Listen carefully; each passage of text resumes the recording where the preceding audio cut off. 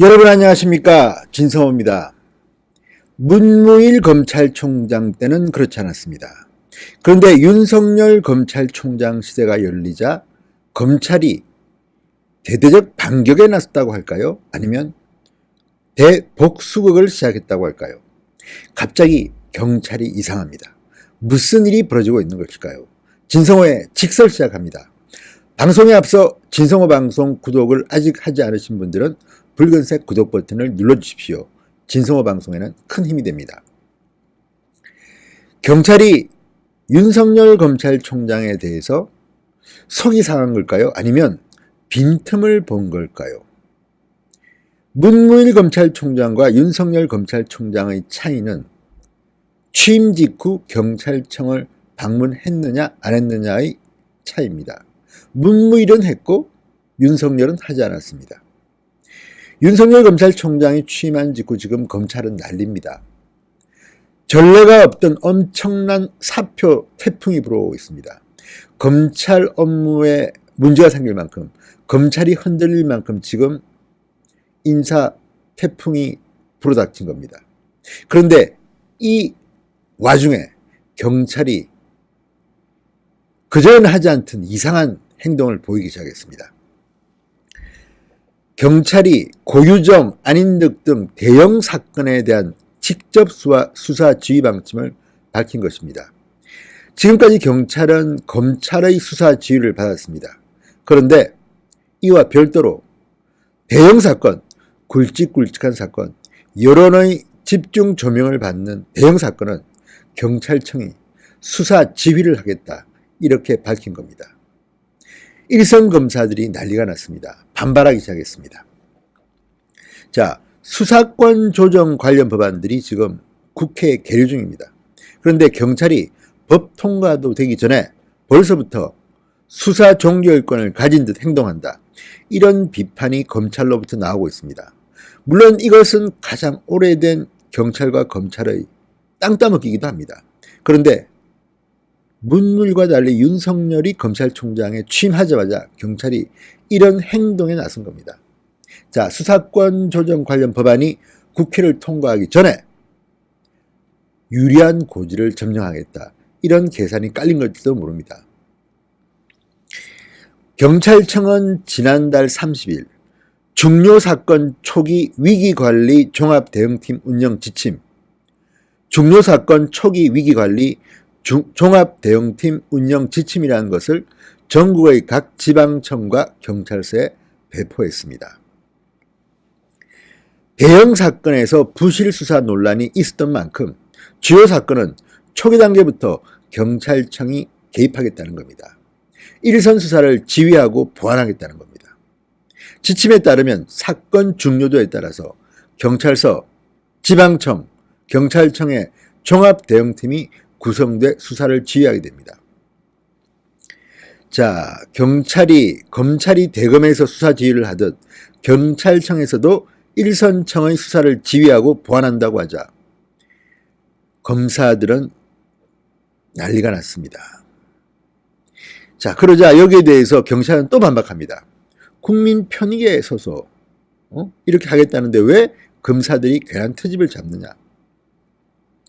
물론 이게 윤석열 검찰총장이 취임 직후 경찰청을 찾지 않은 데 대한 보복은 아니겠지요. 그렇지만 이상합니다. 이런 일이 없었는데 갑자기 이런 지침을 내리고 경찰청이 일선 검사들이 하던 수사 지휘를 한다, 보완을 한다고 하니까 지금 경찰, 검찰 모두 지금 격동하고 있습니다. 자, 종합대응팀은 수사와 사이버 포렌식, 법무, 피해자 보호 부서 등이 포함되며 언론의 주목을 받는 대형 사건은 특히 경찰청의 종합대응팀이 일선청을 지휘한다는 것입니다. 자, 경찰청 관계자는 수사는 기존과 같이 현장 중심으로 이루어진다. 다만 일선에서 놓치는 것은 없는지 경찰청이 조언을 해주는 것이다. 단순 구두 지휘뿐 아니라 형사 사법정보 시스템 킥스를 통한 서면 지휘도 가능하다, 이렇게 밝히고 있습니다. 자, 그러자 검사들은 지금 난리가 났습니다. 경찰의 수사지휘는 검사의 고유 업무다. 지금까지는 그랬습니다. 경찰청이 공개적으로 수사지휘 방침을 밝힌 것은 적절하지 않다. 이게 검사들의 주장입니다. 즉각 반발하게 나섰습니다. 자, 이게 과연 온당한지 재경지검의 한 부장검사는 중앙일보와의 인터뷰에서 경찰이 벌써 수사권 조정 법안이 통과된 것처럼 행동하고 있다. 경찰은 검찰의 수사 지휘로 수사의 책임감과 객관성이 떨어진다고 했는데 스스로 자신들의 주장을 부정하고 있다. 이렇게 주장합니다. 또 다른 부장검사. 경찰은 수사권 조정의 전제 조건으로 사법행정경찰의 분리와 개혁을 강조해왔다. 이번 발표는 행정경찰이 사법경찰을 통제하겠다는 것이다. 기존 경찰 입장과 정면으로 배치된다. 또 하나 논란이 되는 것은 과거 드루킹 수사에서 나왔지만 경찰이 정치적 중립으로부터 상당히 취약하다는 겁니다. 물론 검찰도 마찬가지입니다만 경찰의 초기 수사를 보면 대개 권력에는 약했습니다. 물론 대부분의 경찰이 그런 것은 아닙니다. 그런 사례가 많았던 겁니다. 이런 위험성도 상존하고 있습니다. 그럼에도 불구하고 경찰청이 이런 방침을 공개적으로 밝힌 것은 윤석열 검찰총장 체제에 대한 약점을, 빈틈을 노린 것이 아닌가 이런 생각이 듭니다. 지금 검찰 내부는 엄청나게 동요하고 있습니다. 67명의 줄사표, 아마 검찰 인사에서 이렇게 대대적인 항의 사표를 낸 적은 없는 것 같습니다. 이 정도로 지금 검찰은 내부 문제로 시끄러운데 경찰이 치고 나온 겁니다. 윤석열 강골 검사니 뭔가 한 건 할 것처럼 이야기하더니 지금 난장판이 벌어지고 있습니다. 자, 그리고 또 하나 살인사건 등 강력사건, 경찰이 개입해서 일선 수사에 도움을 줄 수 있지만 정치 권력이 개입된 공안사건, 수사 독립 논란을 불러일으킬 수 있다. 이렇게 검찰은 주장합니다. 하지만 이것도 검찰은 다릅니까? 지금 대한민국은 공권력의 위기를 맞고 있습니다. 경찰이나 검찰이나 정권 눈치를 너무 봅니다. 문재인 대통령이 취임한 직후 이런 현상은 두드러집니다. 과거 노무현 정권 때도 경찰은 시위 진압 같은 걸 할 때 오히려 보수 정권 때보다 더 무자비했다는 비판을 받았습니다. 여러분 기억나실지 모르지만 농민 시위 등등 할 때 상당히 강한 진압을 했습니다. 지금은 어떻습니까? 민노총이 무서워서 벌벌 떱니다.